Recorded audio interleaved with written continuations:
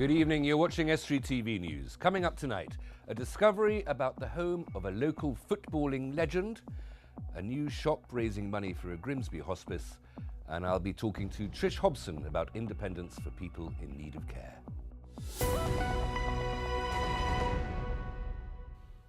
Welcome to Estuary TV News. I'm Hugh Riches. First of all, it's over to James Dunn for the news headlines.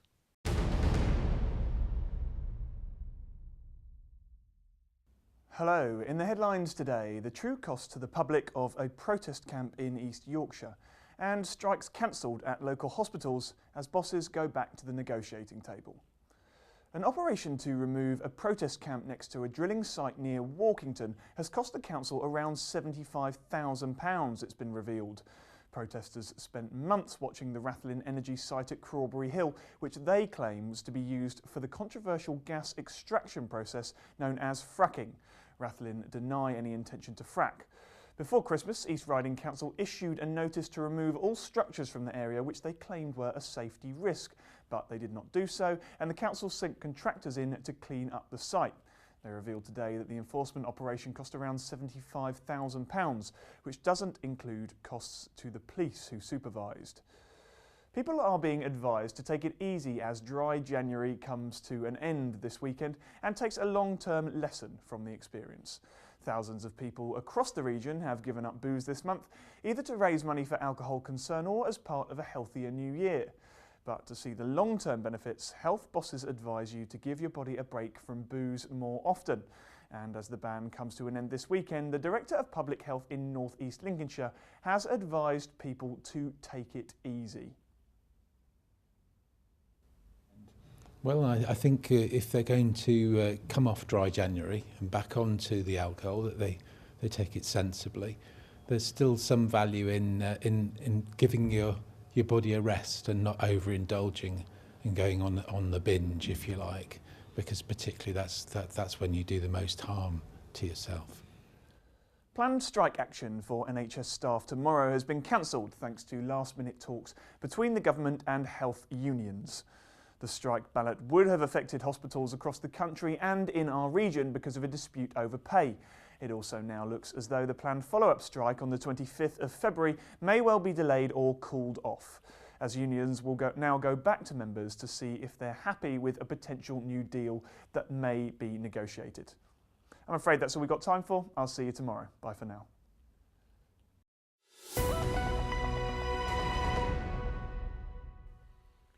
He was something of a footballing legend in our area, making no less than 400 appearances for Hull City Football Club. Now, Billy Bligh's previous shop premises have been rediscovered thanks to a sign that must be half a century old. Richard Morris went to Hull to find out more. He may have passed away over 20 years ago, but the legend of the former Hull footballer Billy Bligh still lives on.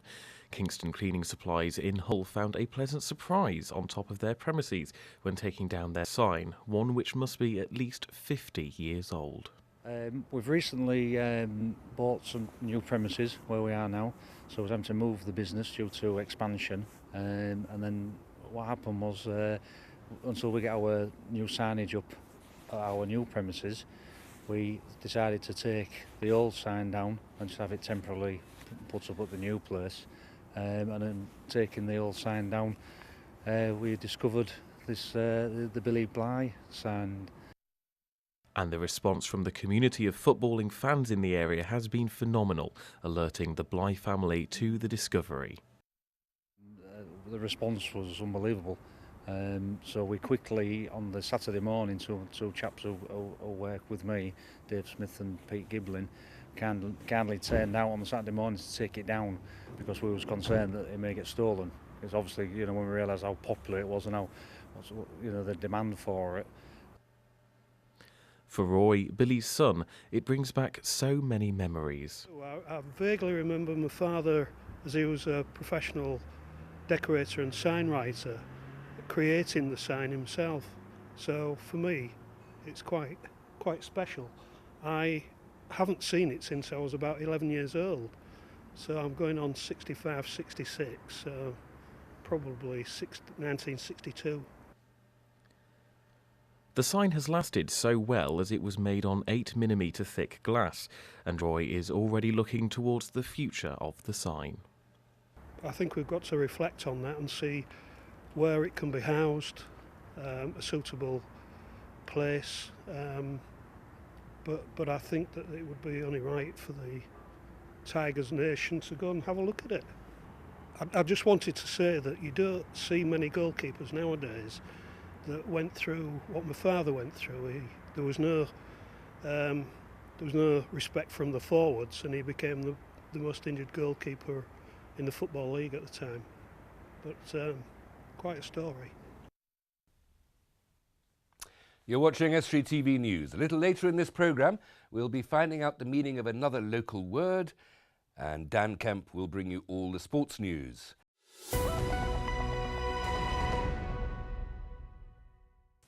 People in need of care have not always had much say in who provides it. A new direct payment scheme might now give them more choice. Trish Hobson from Pendrell's Trust joins me now. Trish, thank you for coming in. You're welcome. What is this payment that's going to be available for people in need of care? The payment has actually been about for quite a few years. When it first started, it wasn't open to everybody, but it's open to everybody now that has an assessed need from their local authority to require any care services within their home. And what's the payment called? It's called a direct payment when it's given to them to manage their own care, but the actual phrase is they're assessed to have a personal budget. Right. And that's the new word for it. And the value of this is that it means that people can choose who's going to give them their care. They get to manage the money themselves rather than having somebody imposed on them. Yes, they can choose the times that they want people to come in, and the local authority are really keen for people to do that because it actually gives them more choice around the times, because if an agency was going in, they may only be able to be doing 7:30 to get up when somebody might not want to get up until 10:30. Perfectly reasonable. Yeah, and they can employ their own PAs, we call them, personal assistants, and we can give them support to do that with recruitment, advertising, so that none of the person in receipt of the direct payment has to give out their personal details until they're ready for interviewing. Well, who's actually paying the money? Who's making the payment? The local authorities. Focus is the social care in this area for Grimsby, and of course there's the CCG that they're all intermingled now as such. Just get me through the alphabet soup here. What's CCG? So it's a clinical commissioning group. Right. And they work together because a new thing that is coming in is personal health budgets, where people can actually be at home to receive health care, but they have to meet a lot of criteria to get to that point. So in order to get these payments, people have to demonstrate firstly that they have some physical problem with which they need help. Yes. So that's the medical assessment. No, that would be an assessment that is done by a social worker, practitioner, in whatever area. They would have they would go through a questionnaire with the social worker so that they can discuss what they would like to make them live independently within their home or within the community, and that social worker would go through all of the points that are on the questionnaire. Obviously the local authority have that, we don't have anything to do with that, and at the end, if they meet the criteria, which at the moment is substantial or critical, is their criteria that they require the care, then they would have that assessment. And so there's that assessment of what help they need, and then there's a second assessment of whether or not they should be paying for it themselves. There would be a financial assessment. A lot of people may be able to afford to pay for that, but they may not have to pay anything, or they may have to pay a little contribution towards that.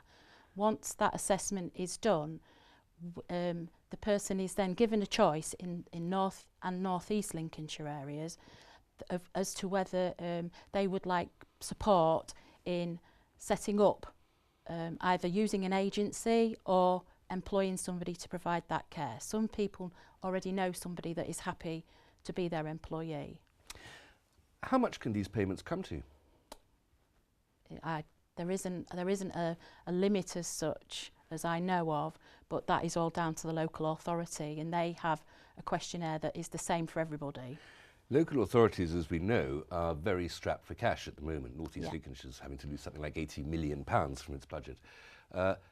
Won't the local authorities be as reluctant as they possibly fairly can be to be handing out money? No, they're not. The person requires the care and they're assessed to require that care. So no, it would be a choice as to whether the person wants to receive that directly from the local authority, commissioned agencies, or if they would like to manage that themselves and employ somebody or employ their own agency, because maybe the agency that works in that area isn't the agency that they'd like to use. Tell me a little bit about this Pendrell's Trust. Clearly it's quite complicated to get your hands on this money, and the role of Pendrell's Trust is very useful in that. Yes, once we don't help them get the money, we support them in being able to get the care that they want with the money that they've been awarded. So, for instance, if somebody's awarded a budget of £130 per week, we would try to get them the best value for money out of that, how many hours they require support for that, because there's no more, how it used to be is that the local authority would decide on how many hours a person would have, but it's called an indicative budget now. So if they can get more hours out of their money, that's fine, as long as they're doing it in the legal way. Okay. You're operating in North East Lincolnshire and Northern Lincolnshire. Yes. Do you work north of the river as well? Is Pendrell's Trust We operating support in Yorkshire? people in the East Riding of Yorkshire, but that is financial support only, what we call our third-party supported accounts. We offer a lot of different services because things have changed where the person in receipt of the direct payment purchases our services now. The local authority does pay for that. They don't. It doesn't come out of the direct payment. But it used to be where we were contracted by the local authority. So anybody, even if they're self-funding, don't want an assessment by the local authority, want to just pay for extra care within the home for a family member, they can come to us now as well for information and decide whether they want to use us to help them recruit or access agencies, give them information around who are registered on the CQC website and things like that. How many people in this area are you looking after? Or We're looking after in North and North East Lincolnshire. We're looking after nearly 485 people at an estimate. Could be a little bit more, could be a little bit less. And out of that, we actually support over 300 people with third-party supported accounts. That's including the East Riding of Yorkshire. So although the person still has control over what they want in the home or out within the community, we're looking after the money so that it can't be used in a way that it's not supposed to be used, and it actually saves the individual having to the local authority will ask for audits, so because obviously it's public money, and we provide that paperwork. For these payments, from the local authority payments, who's eligible? Do you have to be, is it just for old people or people with severe... No, it's for people with physical disabilities, mental health, children with disabilities, and it's if you're assessed as having a disability, then you are entitled to an assessment from your local authority. And if you, presumably it's also trying to help people to get back into being self-sufficient if they've had an accident. Some people or something like that. who have rehabilitated. I mean, I've supported people myself that have been in rehabilitation for a long time. How can people get in touch? How do people We've got a website which is www.pendrellstrust.org.uk. There's a lot of information on there, but unless you actually have been involved with working within direct payments, personal budgets, it can be difficult to understand, but they can contact the local office. And they can get you through that website as well. Yes. Trish, many thanks for coming in. Thank you.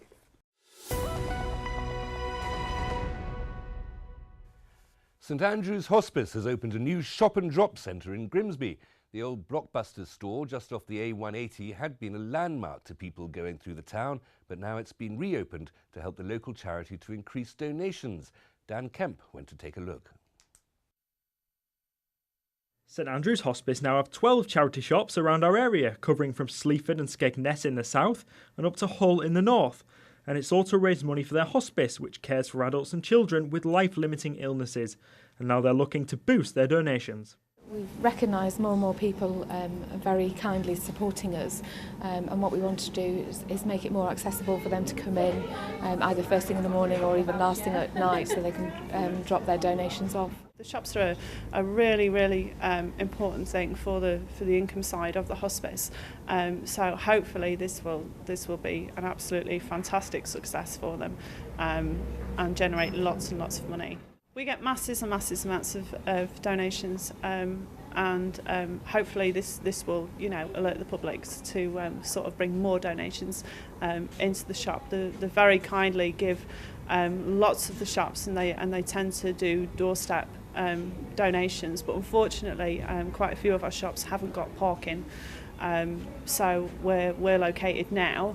We've got a brilliant car park outside so that they can literally come in. There's always somebody here to sort of help them bring their donations in and out, where the other shops don't offer that.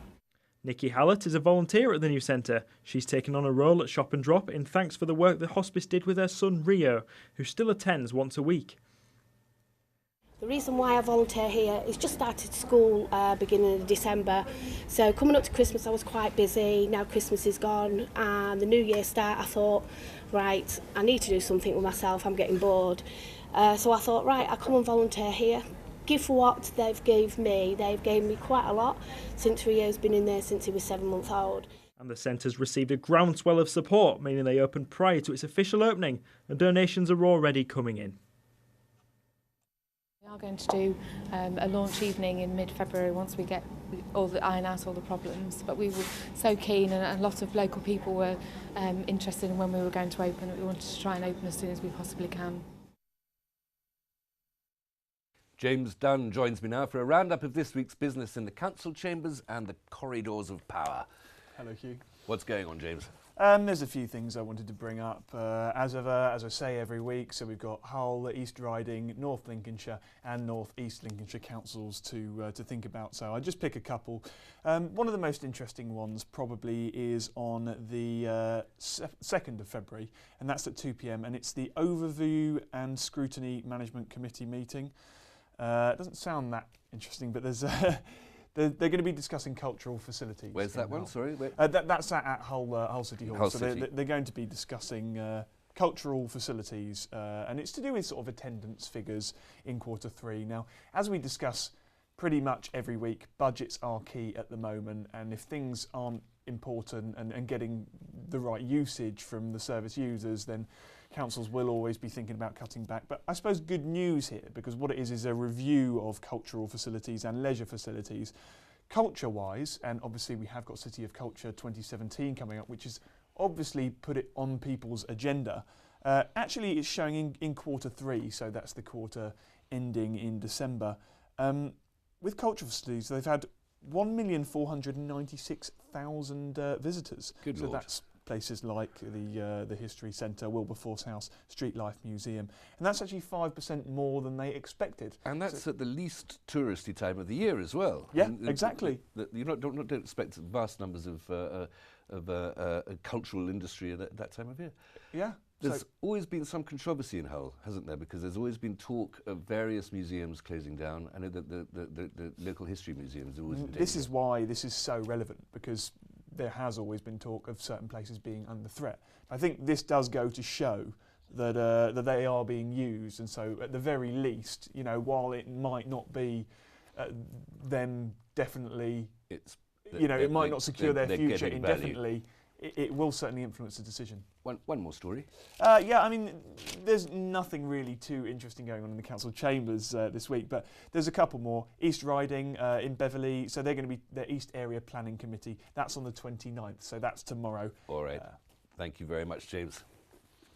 Back to our regular feature now. What you say, more impenetrable local dialect.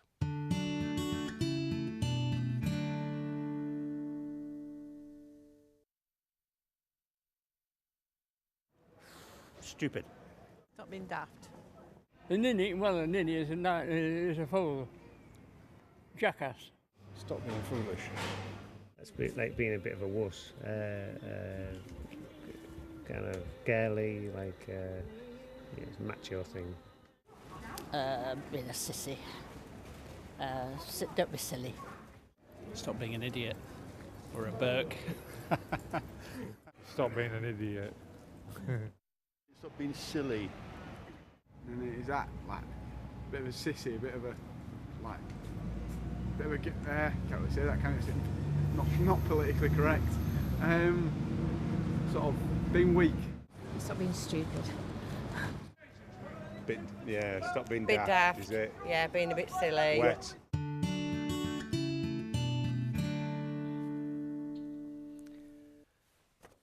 And none of that describes Dan Kemp, who's here with the sport.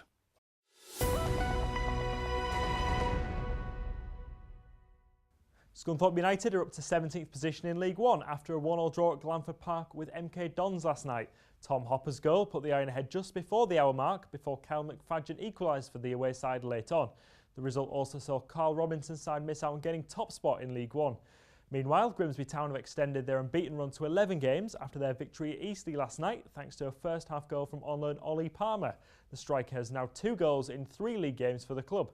The victory takes the Mariners on to 56 points, with them closing the gap on Macclesfield and Bristol Rovers to a point. There's its second and third respectively. In the FA Trophy, North Ferriby United are still none the wiser on who their quarter-final opponents will be. Braintree and Ebbsfleet drew 1 apiece last night, meaning a replay next week for a place in last 8 against the Villagers. Young Hull City prospect Callum Geraldo Martin has signed on loan with Alloa Athletic in Scotland until the end of the season. The 21-year-old joins the Scottish Championship side after playing 4 times on loan at Tranmere Rovers earlier in the campaign. Former England Rugby Sevens captain Rob Vickerman has been assigned to tutor students at the Mellor Community Academy in Scunthorpe. The move sees Vickerman undertake the role of athlete mentor as part of Sky Sports Living for Sport programme. The scheme is a secondary school initiative using sport and those involved to boost confidence and improve life skills of students. And in judo, Amy Baker and Emily Clark from Glanford Cadogan Judo Club in Scunthorpe have both chosen to be part of the 63 kg pre-cadet Great Britain squad. Emily has been selected after achieving a bronze medal last month at the British Championships in Sheffield. And that's all for the sport.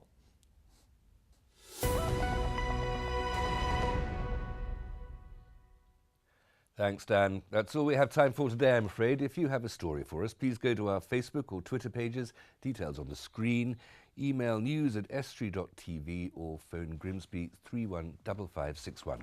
We'd love to hear from you if you've got a story or a comment, positive or negative. Do please get in touch. But that's all for today.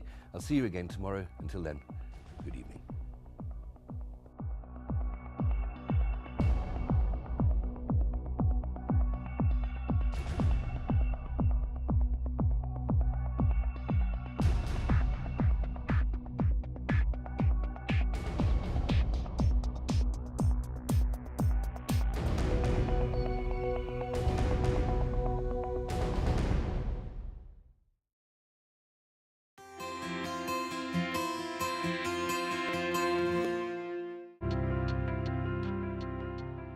Hello and welcome to Estuary TV's weather. Staying cold and breezy Thursday, but it should be mainly dry and bright for many areas. However, snow flurries will continue and a maximum temperature of 3 degrees. Friday will be cold and often windy, with a marked wind chill. Sunny spells can be expected, but with snow showers leading to further accumulations in places.